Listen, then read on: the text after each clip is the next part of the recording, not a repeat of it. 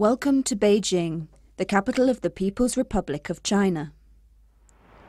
This city was the seat of power for the emperors of the Yuan, Ming and Qing dynasties for 700 years.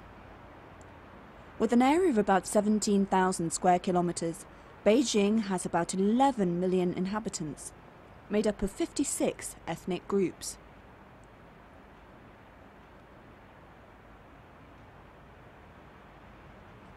Since the opening of China to the outside world, Beijing has become one of the main tourist destinations.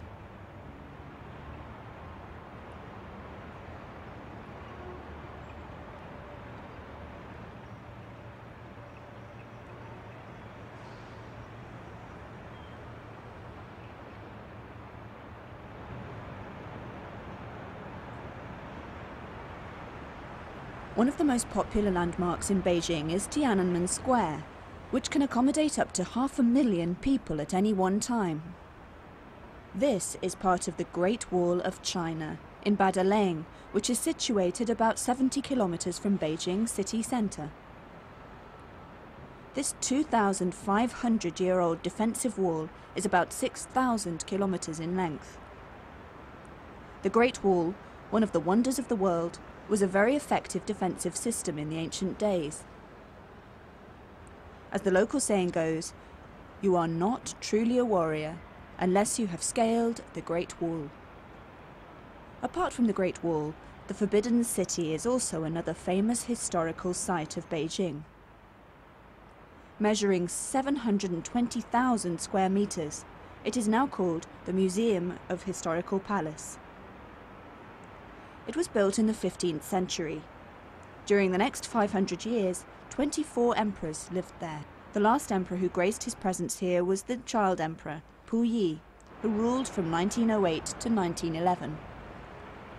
It was said that about 1 million workers were involved in the building of this palace, which took 14 years to complete, from 1406 to 1420. Apart from Tiananmen Square, the Great Wall and the Forbidden City, Beijing has numerous other ancient sites which are still intact. Nearly all of them have been recognized as part of the national and world heritage. These prides of China are also sought after by tourists who come to China almost incessantly to look at them.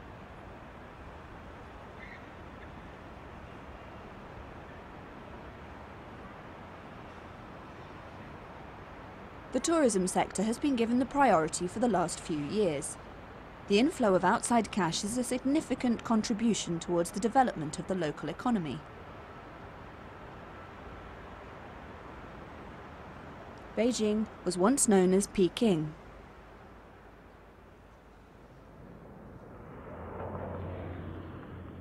We are told that from the 11 million inhabitants of Beijing, 250,000 are Muslims.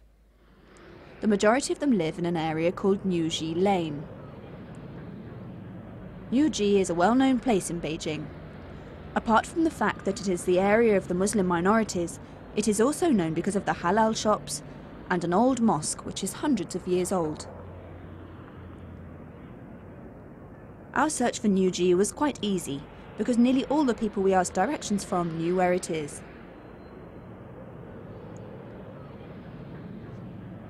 Newji is one of the early Muslim settlements which has been here for about 1,000 years.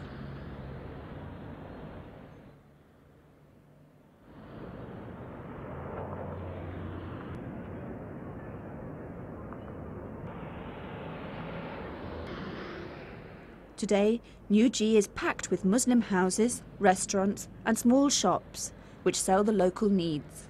Newji Mosque is never without a worshipper. Muslims from all walks of life come here for prayers or just to read the Quran. Every week, around 20,000 worshippers attend the Friday congregational prayers. This shows that Islam is still strongly practiced in this region.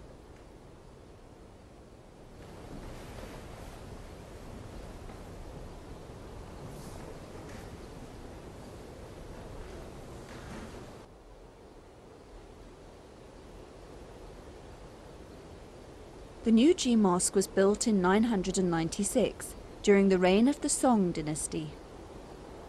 The calligraphy of Quranic verses harmonizes with the colors red, gold, green and blue. Etchings with floral themes, especially of the lotus, have become a symbol of identity for the Chinese. These elements are similarly used in many different mosques in China. Apart from basics such as prayers and fasting, the local Muslims give great emphasis to religious schools. The mosque usually becomes the main religious school in areas where there are no specific religious schools or classes. After visiting the Dongji Mosque, we visited the Newji Mosque. Apart from us, the Newji Mosque also has another group of Malaysian guests from Johor, who are currently touring China. The history of Islam in Beijing is so closely knitted to the mosque that tourists, be they Muslim or not, will almost surely be brought here by their guides to see the Muslim minorities. Newji Mosque has also received visits from numerous VIPs from other countries. One of the interesting features of this mosque is its lunar observation minaret. Later it was used for reciting prayer calls. Today, however, the 5 times a day prayer calls are made only from the mosque's courtyard.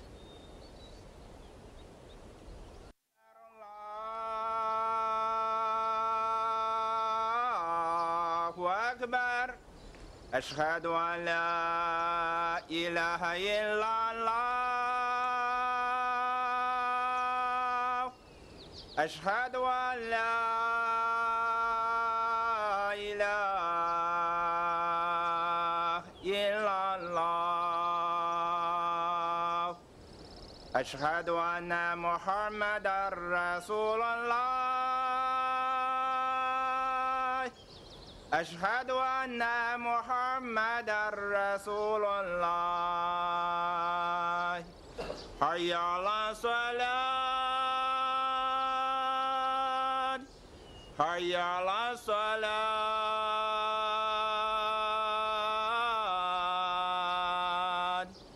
حي على الفلاح حي على الفلاح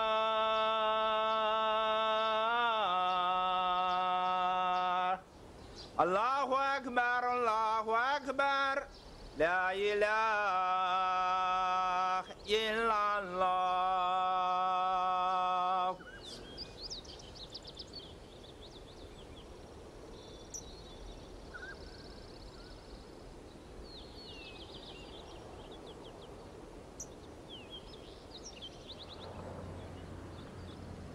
The Newji Mosque is the oldest and biggest mosque in Beijing. It was built by a Muslim named Nasruddin. Nasruddin was said to be an educated Arab man and had served as a senior officer in the government of the Liao dynasty.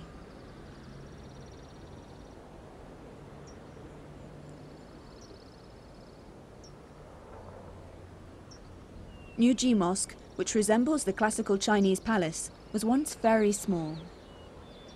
It was later renovated and enlarged several times during the era of the Ming and Qing dynasties, from 1368 to 1191. In 1474, the Ming Emperor named this mosque Li Bai Si, which means the prayer hall.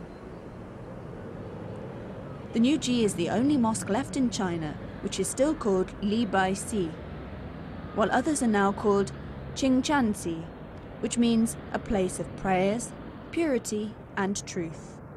To the Imam of Newji Mosque, Haji Ibrahim Zhu Tianli, 63, the happiest moment in his life is when the mosque is visited by many people, especially from abroad. Built on a 6,000 square meters land, the mosque also provides other facilities such as religious classes, administration offices, souvenir shops and an ablution room. 另外就是说，我们这礼拜四了呢，还有一个是主麻，就是距离礼拜五就是今天这个主麻嘛，这个阿訇要讲，哎，这个礼拜四就是昨天礼拜四呢，这有一个学习班儿，这学习班儿呢就是专门学习啊，这个古拉尼啊，这个多尔呀，或者是伊斯兰教义呀，有这么一班儿。下午从铁石一下做好了namaz之后。开始学1-2个小时。Haji Ibrahim Zhutianli has been the imam of this mosque since 1981. He sat for a special imam course conducted by the previous imam.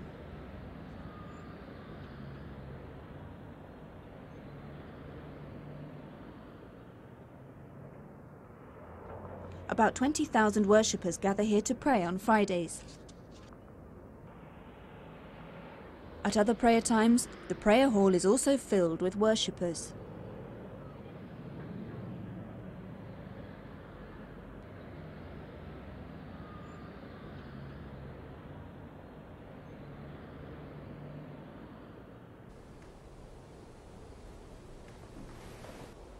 The area surrounding the mosque has become the pulse of the local inhabitants in Beijing.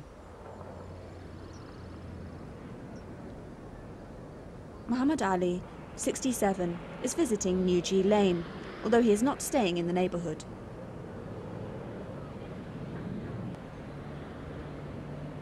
If he has the time, Muhammad Ali will surely go to the mosque for congregational prayers, especially on Fridays.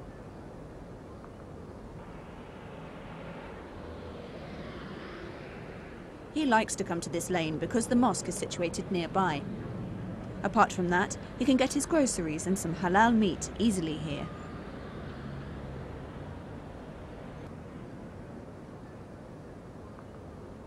It is estimated that around 20,000 Muslims who frequent this mosque every Friday have helped the business of Omar Pai Zhigang's family tremendously. We asked Omar what makes him decide to work here. According to him, his shop is visited by hundreds of customers every day. Omar likes to live in Newji because the area is clean and, most importantly, halal food is easy to get. Newji is very special to him. It is here that Islam got a foothold in Beijing about 1,000 years ago. And to Omar, he strongly believes that Islam will always flourish in this unique part of Beijing.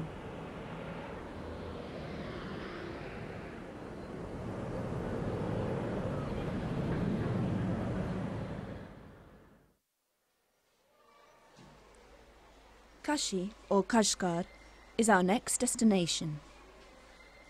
It is situated in Xinjiang, an autonomous region of the Muslim Uyghurs. 40% of Xinjiang is mountainous. The Altai, Tian Shan and Kunman ranges have a significant effect on Xinjiang's weather. Rivers and lakes are the irrigation sources for the oasis here. The Xinjiang district is the last frontier of the Chinese Republic to the west.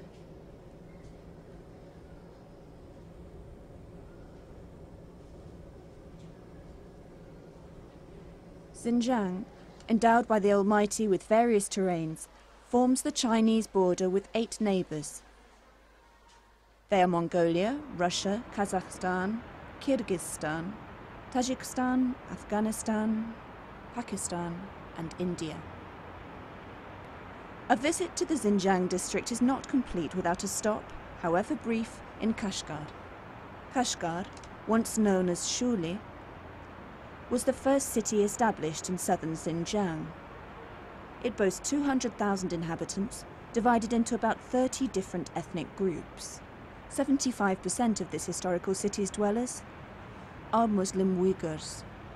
They use the Arabic alphabet as their official writing. Since the beginning of Beijing's open-door policy, international communities are given the chance to see the uniqueness and diversified cultures of the various ethnic groups which are part of the 1.2 billion inhabitants of China. The Chinese government has given the freedom to all 56 ethnic groups to practice their own religion, culture, and language. In Kashgar, the use of the Arabic script is so widespread that you feel you are not in China at all. A majority of the Uyghurs speak Turkish Altai and use the Arabic script in official communications. Although Islam officially entered mainland China in the 7th century AD, remote provinces in Xinjiang, including Kashgar, only received it in the 10th century. Kashgar was once the center of administration for the renowned Karahan dynasty.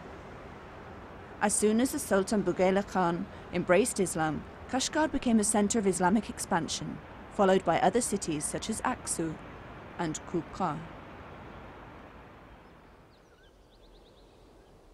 Abu Khaili, a Uyghur farmer, is proud of the history of Kashgar, where he was born.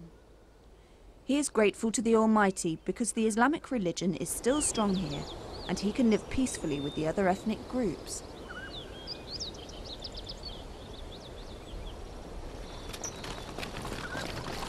The Uyghurs are cattle breeders, hawkers and farmers. Abu Khaili plants rice and wheat. He also sells groceries to bolster his income. With an income of about 17,000 wons a year, Abu Khaili manages to build a modest life and to have a comfortable home situated about half a kilometre from his paddy field.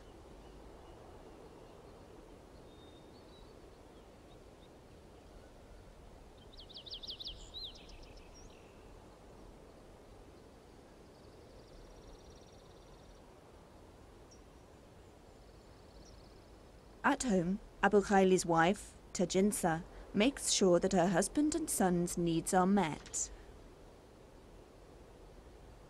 Abu Khaili has 8 children, 5 boys, 3 females.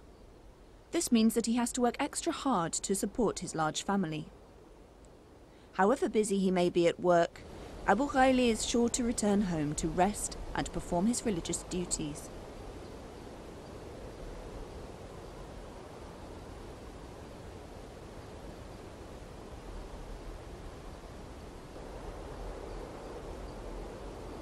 Abu Khaili's house, situated in the Shifu district, Kashgar, was built by the local community 10 years ago.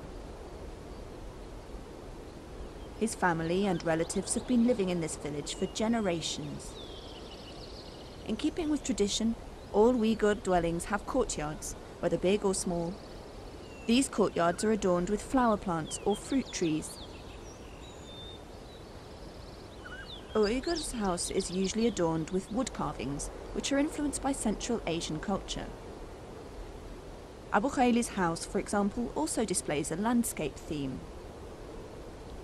This environmental theme shows the close bond between the Uyghurs and the God-given earth.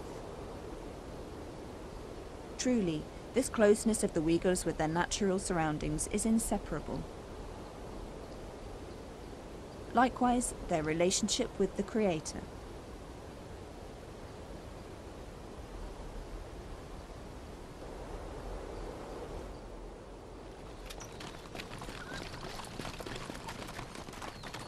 The word Uyghur means unity. To Abu Khaili's family, the unity of the Uyghur begins with the closeness of family members at home. During their free time, Abu Khaili's family will meet to inquire about each other's health and to feast together, usually on traditional dishes such as tea and sweets. About 80% of the 7.2 million Uyghurs in China live in Xinjiang. Abu Khaili is a symbol of the determination of the Uyghurs, a race that once contributed significantly to China.